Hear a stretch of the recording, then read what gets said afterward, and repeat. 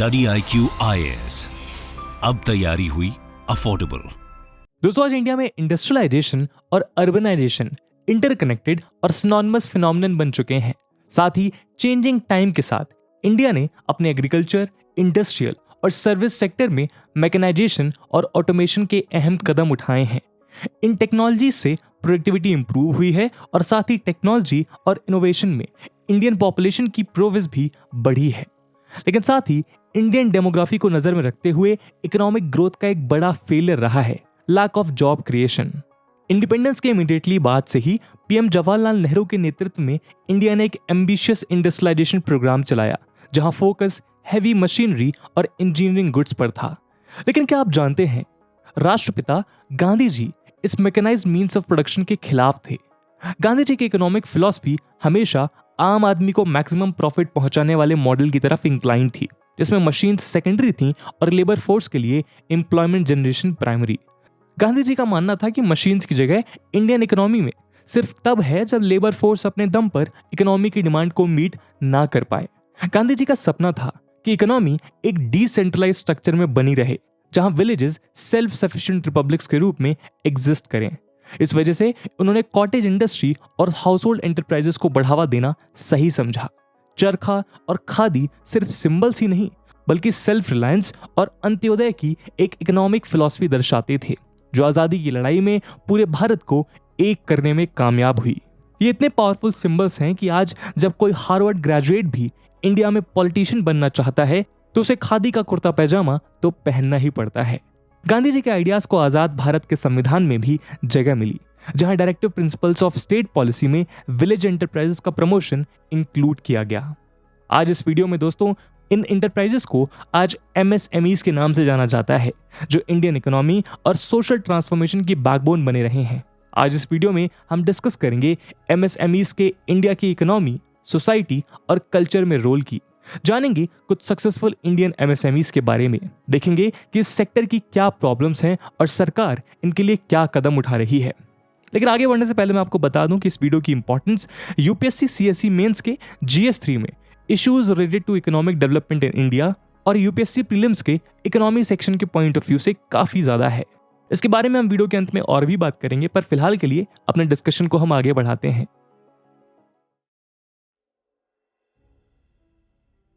आइए दोस्तों, पहले ये जान लेते हैं कि MSME का आखिर मतलब क्या है। MSME यानी micro, small and medium enterprises, investment और टर्नओवर के बेसिस पर इकोनॉमिक एंटिटीज का क्लासिफिकेशन है। इस क्लासिफिकेशन को फॉर्मली डिफाइन किया गया है 2006 की MSME डेवलपमेंट एक्ट में। ओरिजिनली इस एक्ट में मैन्युफैक्चरिंग और सर्विस सेक्टर की एंटरप्राइजेस के लिए ये क्राइटेरिया अलग अलग थे, लेकिन कोविड के दौरान लाए गए आत्मनिर्भर पैकेज में इन दोनों को कंबाइन कर दिया गया है। रिसेंट अमेंडमेंट्स के अनुसार ऐसे एंटरप्राइजेस जिनमें इन्वेस्टमेंट ₹1 करोड़ या उससे कम की है और टर्नओवर ₹5 करोड़ या उससे कम का, माइक्रो एंटरप्राइजेस कहलाते हैं।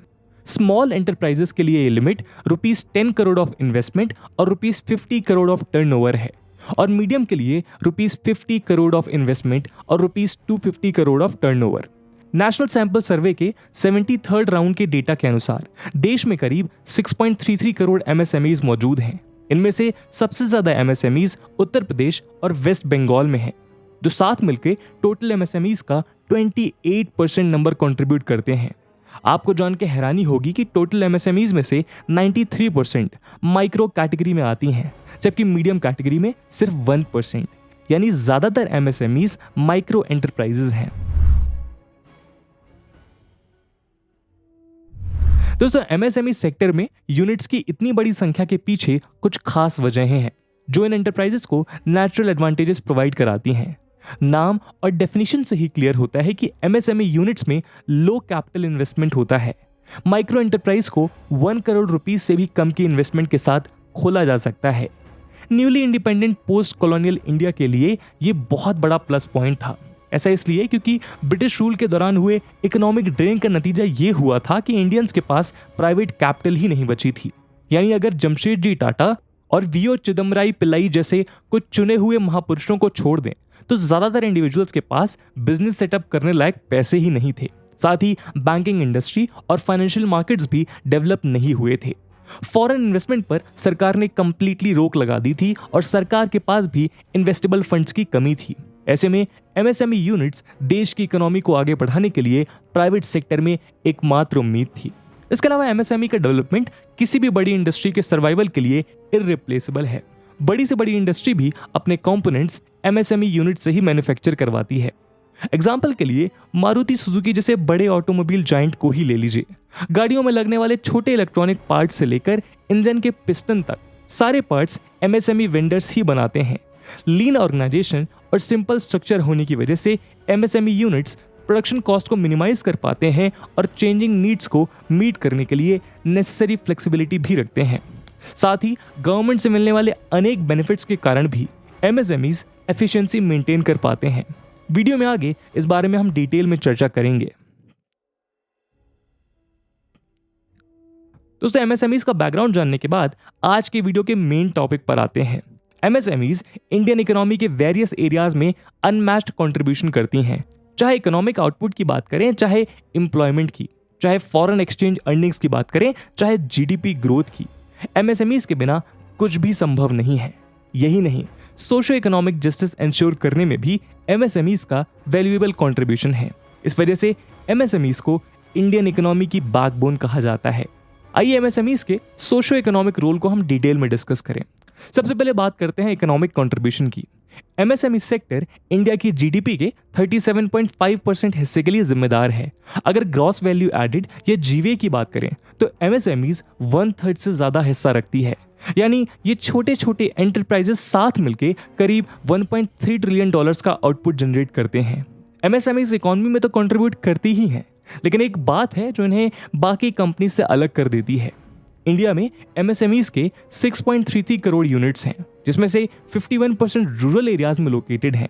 इसके अलावा अर्बन एरियाज में लोकेटेड यूनिट्स भी टियर 2 और टियर 3 और अन्य छोटे शहरों में इकोनॉमिक डेवलपमेंट के लिए बड़ा योगदान देते हैं। रूरल इकोनॉमी में एमएसएमईज का कंट्रीब्यूशन और रूरल डेवलपमेंट में इनका योगदान इनके लिए इंडियन इकोनॉमी में अलग ही जगह बना देता है। क्योंकि आज भी इंडिया की करीब 2/3 पॉपुलेशन रूरल एरियाज में ही रहती है। एमएसएमईज की परफॉर्मेंस रूरल डिमांड को बनाए रखने के लिए बहुत इंपॉर्टेंट है।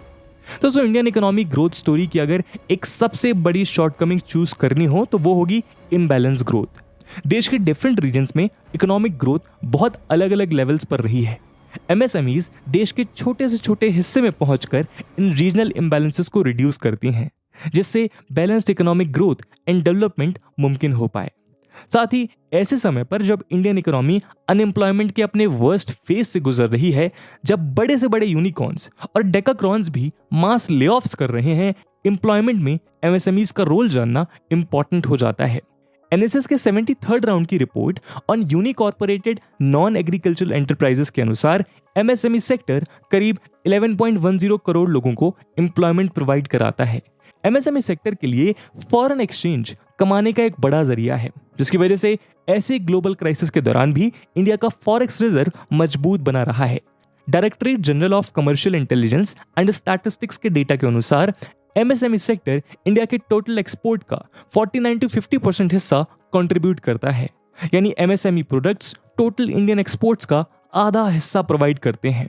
दोस्तों, आज मेक इन इंडिया के जमाने में इंडियन इकोनॉमिक रिफॉर्म्स का सिंगल लार्जेस्ट गोल है मैन्युफैक्चरिंग को उसके सही पोटेंशियल तक पहुंचा पाना, जिससे बैलेंस्ड इकोनॉमिक ग्रोथ के साथ साथ एम्प्लॉयमेंट सिनेरियो भी बेहतर हो सके। यहाँ एमएसएमईज की लीडरशिप इंपॉर्टेंट है।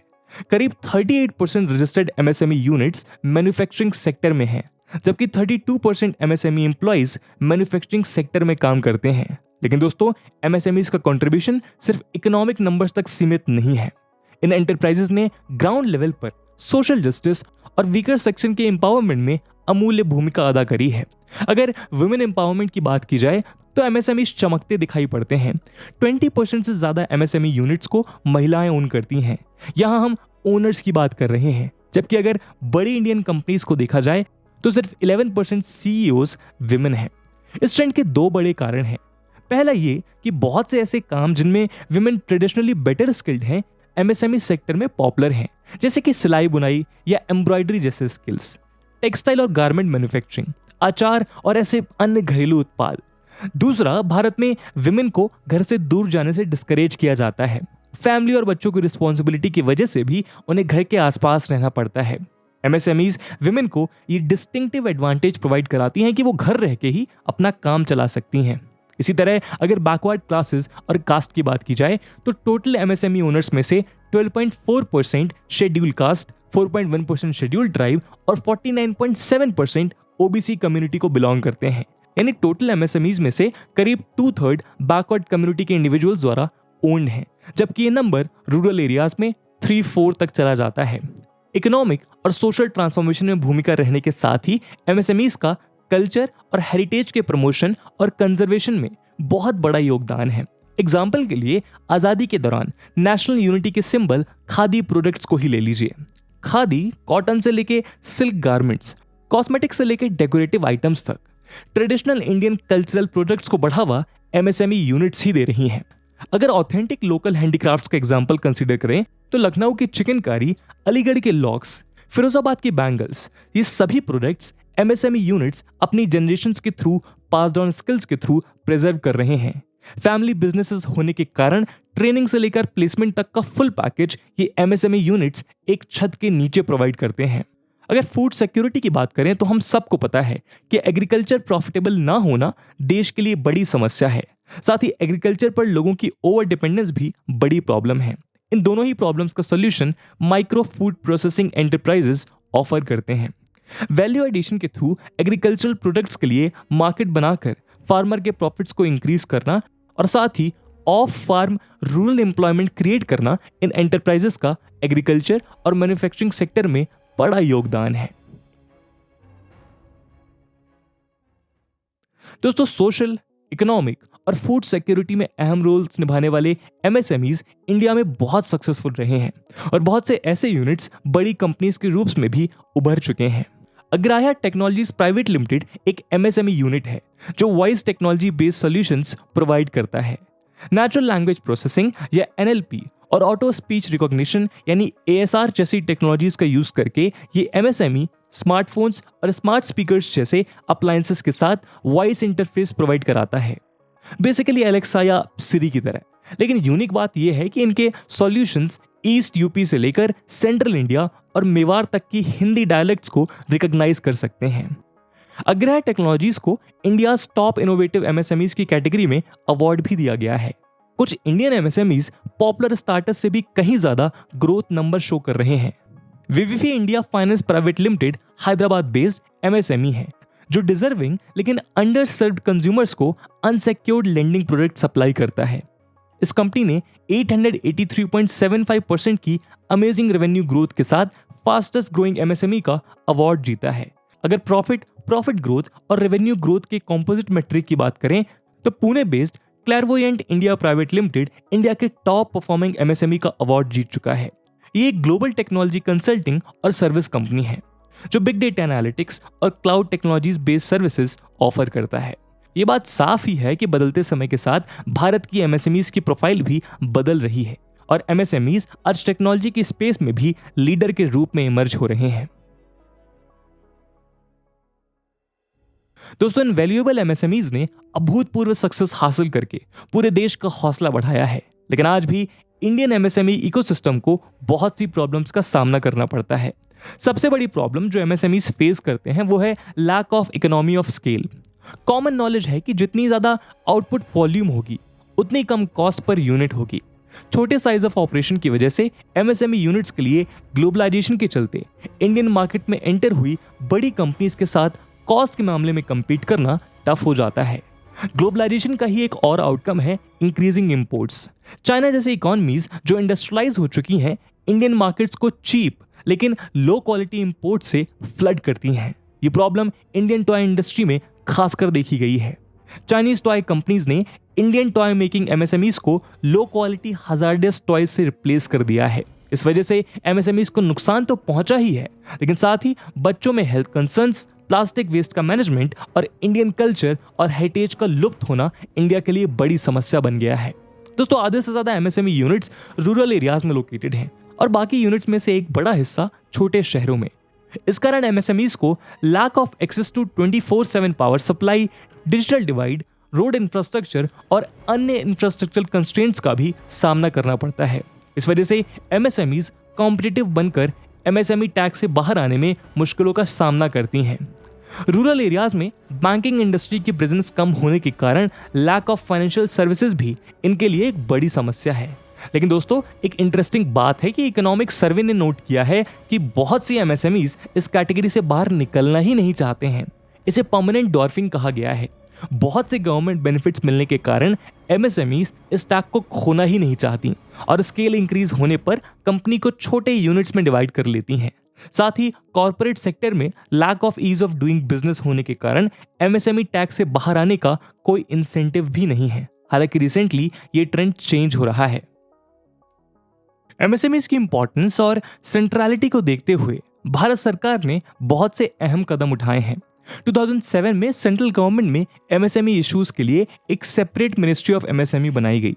इसका मैंडेट है इस सेक्टर के लिए पॉलिसीज डिजाइन करना, प्रोग्राम्स, प्रोजेक्ट और स्कीम को डिजाइन करना और फिर उनको इम्प्लीमेंट और मॉनिटर करना और इवेंचुअली एमएसएमईज को स्केल अप करने में मदद करना।